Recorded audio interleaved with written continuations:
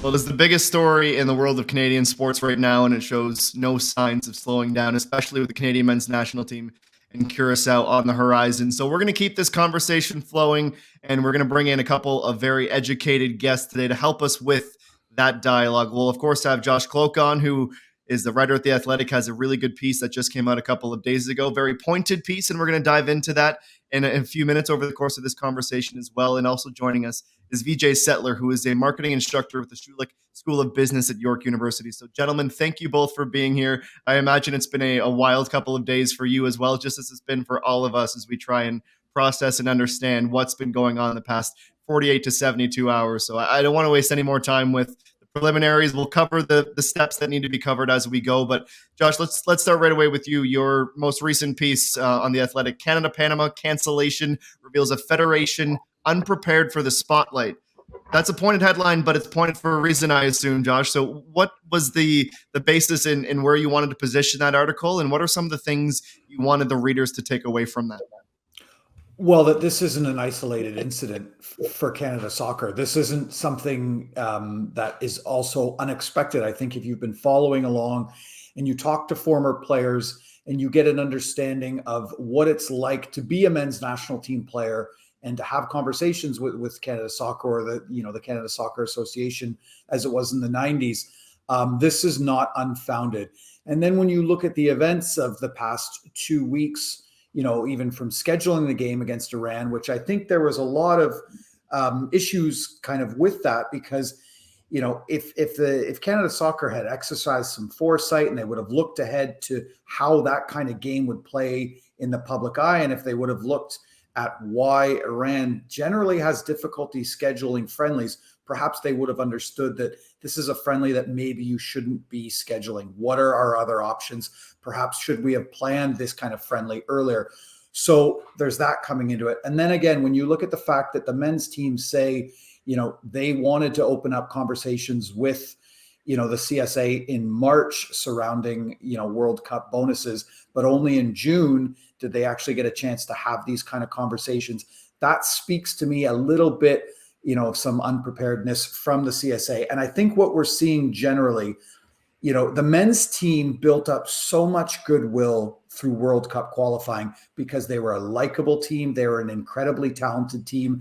And they did something in qualifying for the World Cup that their own players said they thought to be impossible. And I think the concern from what we're seeing is that the men's team have sort of lapped the CSA in terms of the quality on the pitch compared to, how they're operating off the pitch. I think what we're seeing is there's so many things that happen when a team qualifies for a World Cup. And I think there are questions that need to be asked about, how well, again, is the CSA prepared for, the biggest global sporting event on the planet? Of the unanswered questions, Josh, you have in your piece, what do you think has been the biggest sticking point in these negotiations, between the players and the CSA? Well, I think the big one, and I don't know how much this necessarily resonates with me, but, the big one for the players is what they understand the role of the CSB to be. And, I know that Ollie and Andy and Wheels, went on social media yesterday to kind of explain a little bit more of the CSB and their role, and that's good, and that's kind of the transparency that we're asking for. It's concerning to me that players would only be learning about the CSB and the media rights deals, as they detailed in their statement very recently, right? A lot of these players would have been part of the men's team.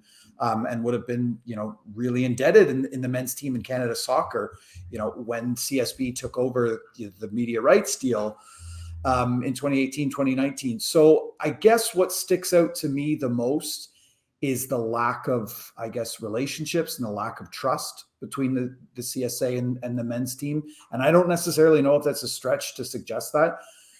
It's pretty evident from the statements that have been released. It's pretty evident from the press conference that Nick Bontis and Earl Cochran gave, that the relationships that need to be built between the board members and the executives at the CSA and the men's and women's national team aren't necessarily, or don't feel from the outside like the strongest relationships. And any, good institution, any good company thrives on good relationships built on trust. It doesn't feel like that is the case right now, especially if some players are only learning about a deal that's been in place for quite a long time now. Yeah, and Josh, to your point, and it's a great point you bring up, because it's that lack of knowledge that the players admitted to that's also helping drive some of the fan sentiment. Because I have seen on some of the Facebook forums for the Voyageurs, fans saying, "What in the world is a CSB?" And they're almost painting the CSB as this evil entity that is depriving the players from earning the prize money that they deserve. And that's not the case, because if they understood the business of soccer and the business of sports, they would realize that Canadian soccer business is similar to Soccer United marketing. And Soccer United marketing has been a boon for the development of soccer in the United States, because it's been able to generate revenue, particularly from the marketing of the rights of the U.S. men's national team and the Mexican national team's tour of the U.S. And that revenue has gone into bankrolling Major League Soccer. So if it wasn't for Soccer United marketing, soccer wouldn't be in the position that it is in the United States. But fans don't know that. And that lack of knowledge and the lack of transparency has filtered all the way down to that level. And so, Vijay, I'm glad you brought that up, because that's something I wanted to lean into a little bit here. If we could take sort of CSB as an outline and help color in some of the inside that actually makes up what it is and why it's positive, because the CSA doesn't go out and sign this business group to run the business of marketing affairs if there's no reason to believe that it's not going to be prosperous to them. So what are some of the reasons that Canadian soccer supporters should think about and keep in mind when they're trying to understand what the CSB is and what its role is in pushing the game forward? Well, Canadian soccer business is an entity that was designed to help commercialize the sport of soccer in Canada. And if you can commercialize it effectively, then it can help in the advancement of the sport overall, from facility development to programming and so on. And by having an entity like Canadian Soccer Business, which controls media rights, which is able to generate sponsorship, because it combines not only the assets that Canada Soccer has in terms of its national teams in the Canadian Championship, but it also then brings into the fold the Canadian Premier League, its various events, the teams overall. So when you can bring that entire package of assets, whether it's the CPL clubs, the national teams, the Canadian Championship, to the market, to sponsors, it makes that package more attractive to sponsors. Whereas if these entities were operating on their own, the package wouldn't be as attractive. And regardless of what fans think, soccer is still a sport that's not at the level of, say, hockey. And hockey is a much easier sell than soccer is, even at this point in time. So Canadian Soccer Business, what it's done, it's basically packaged all of these different entities or assets into an attractive offering that the market would be interested in. And also, by controlling the media rights, they were able to bring on board MediaPro out of Spain, and MediaPro then created One Soccer as a channel to broadcast soccer, because the other networks in this country didn't see the value in airing Canadian soccer, whether it be the national teams or the Canadian Premier League. So Canadian Soccer Business has been great for the commercialization of soccer in this country, and that's what fans really need to understand. They're not the evil entity here. They're not the bad guy. They're the purveyors and the growers of this sport. I guess perhaps to play devil's advocate, and this is just my read. This isn't necessarily with background information, but this is just my read on the situation. The way that the outlook of the men's and women's national team, or we should focus more on the men's team, the outlook of the men's national team in 2018, 2019 is remarkably different than what it is now, right? There are bona fide global mega brands on the men's national team that perhaps weren't at the level that they are now in 2018, 2019. So I would imagine, again, this is just me, I would imagine that there's some frustration or confusion from some members of the men's national team, and why that might be why they want some of the terms of this deal disclosed and then possibly renegotiated. Because you're right, brands or properties packaged together have more value. But I think if we're talking about value, and I think some of the concern from the men's team or some of the questions that I've heard asked are, how could people not have seen what Alfonso Davies, Jonathan David, and Tajon Buchanan were there, how could people not have seen what they would become?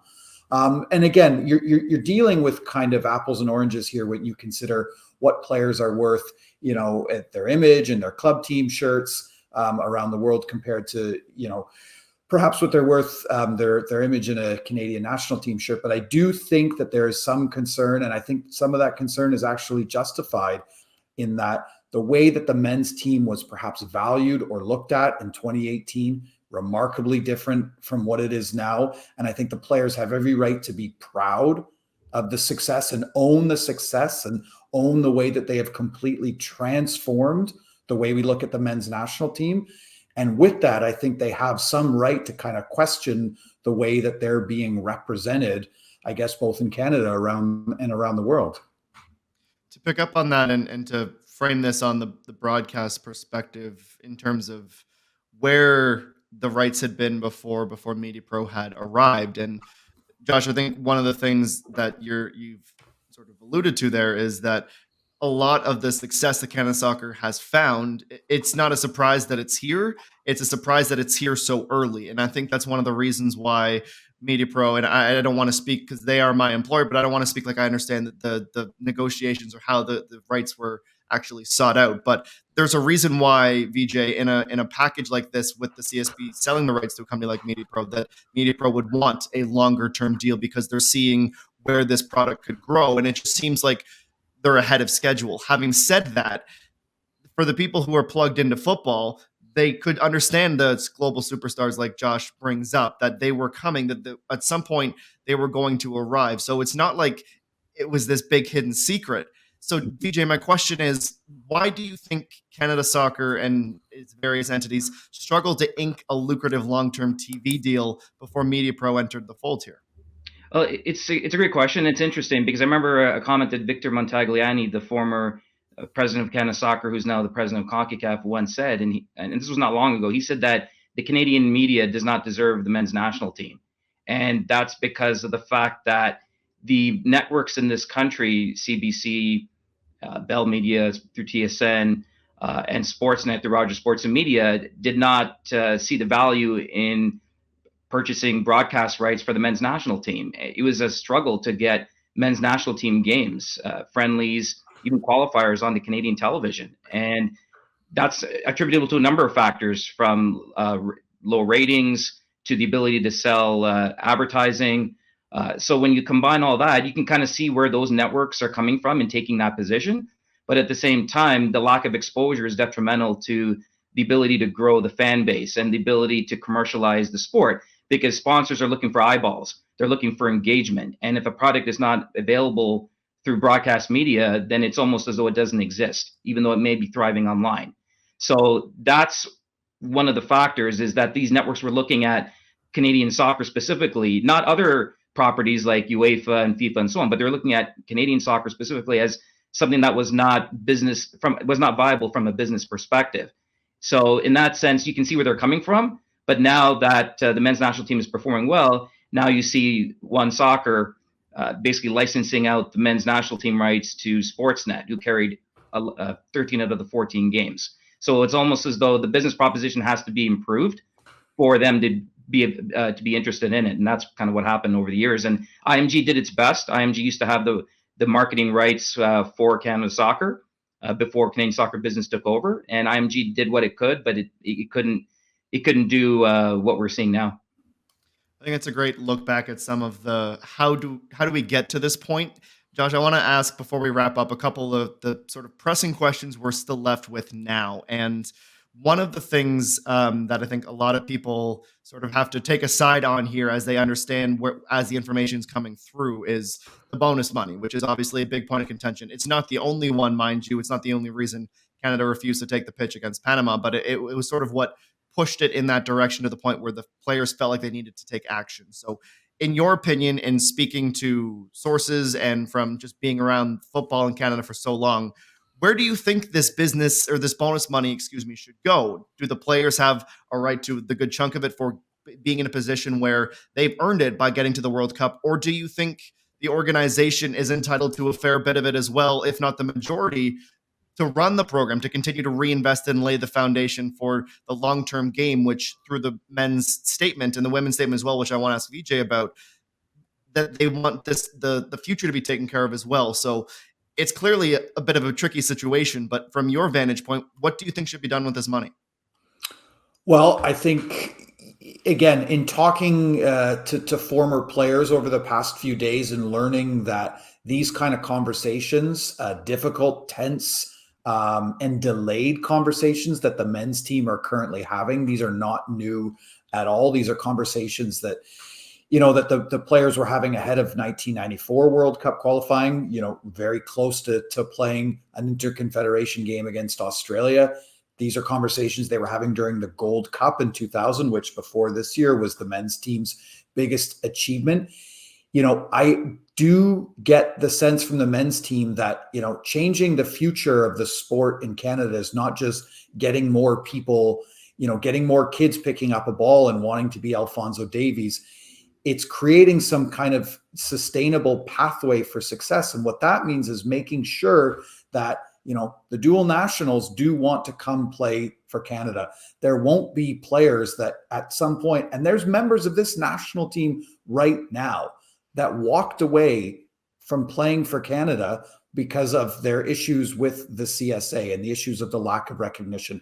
So I think in that regard, yeah, the players do deserve a big chunk, because these players right now want to make sure that players 10, 20 years down the road understand that there's precedent and understand that when you play for Canada, you are treated like a first-class player. Because again, you talk to former players, they did not feel like they were treated in a first-class manner. And sometimes that led to less than first-class performances. So if we're talking about sustainable growth of the sport in the country, there's a ton of other factors that need to go into it. But I do think the players have a point here in wanting a bigger chunk, because really, if the men's team, let's be honest, if the men's team don't qualify for the World Cup, the men's team for so long were thought of, and I keep using this term, but they were thought of somewhere between an embarrassment and an afterthought in this country.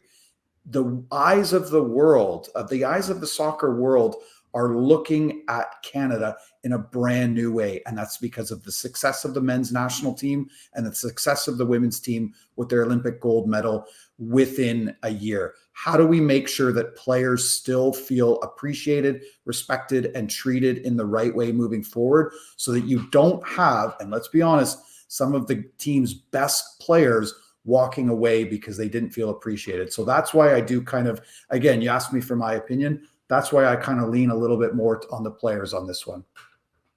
Vijay, pay equity has been something that's come out of this, and for good reason. Where there is a bit of a disconnect here is in the men's statement, they highlighted that this is part of their intention with the work stoppage, if you will, that they want to shine some light on that. And the statements are available. And for the sake of time, I think a lot of the people watching or who have through with us through 20 minutes now at this point understand that that's a sizable portion of what's going on here.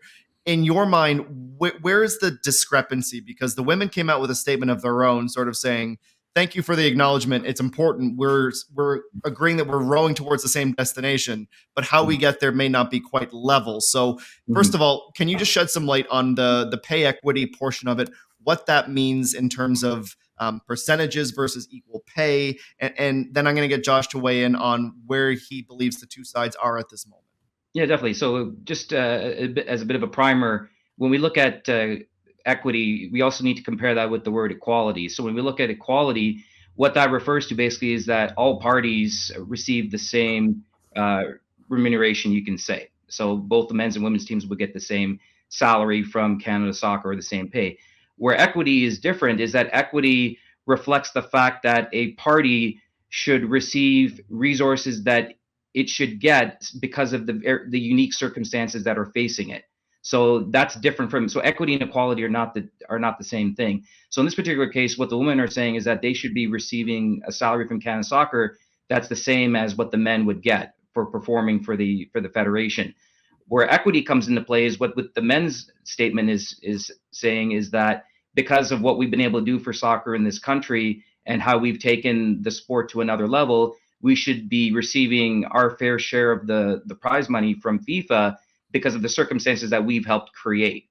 And for them, they're fighting for equity in this particular case, whereas the women are looking for equality overall. Well, I think one reason that we haven't heard from the men yet is because, there's a lot of factors at play, and I think they're waiting, to make sure that that statement that they released kind of speaks for themselves, right? I think what we need to remember here is, it was such an endearing kind of part of the qualification run was this idea of a brotherhood, right? And this was a term that the men's team used over and over again to the point that it became cliche. But I think they're really taking this to heart. And I think, the men's team is making efforts not to kind of speak out too much on behalf of themselves to ensure that they're being treated well as a team and that their message stays united. So I think that's one reason why we haven't heard a lot from the men's team yet, right? They put the statement out, and then the Canada Soccer gave their own press conference, which you can interpret, a number of different ways. But I think it's important that the men's team get back out on the pitch and train, which they have. Again, we're down to 13 training days that they have before the World Cup. I think the statement itself that they released was quite strongly worded. And I think there's, as a team, they're probably more comfortable letting that speak for itself. I would be surprised, just a little bit based on who I've been talking to, if, this issue gets kind of resolved before Thursday's match. I think what you want is, everybody to be bargaining in good faith. And I don't believe the men's teams think that they have been bargaining in good faith to this point. I've also learned that there's been efforts from some former players to kind of get involved in this kind of negotiation process and be acting as a mediator of sorts. I'm not completely sure if that's taken shape yet, but that's an interesting kind of idea here as well, is kind of people coming in to kind of bridge the gap, because the way it sounds both from the men's team and the press conference given by Nick Bontis and Earl Cochran, they do seem, a little bit far away right now. So that's something I've learned, and maybe that's something that both parties are going to try and lean on a little bit more. I do think the game on Thursday goes ahead, but I would be surprised if we've seen kind of a full resolution by that point. Fantastic. Well, gentlemen, I truly appreciate both of you taking the time here. And just one last note, I've always appreciated the analogy where equality is, if I'm 5 foot tall, which I'm not far from, and someone beside me is 7 foot tall, we each get a 3-foot ladder to see over a fence. I still can't see. Equity gives me a bigger ladder so I can see too.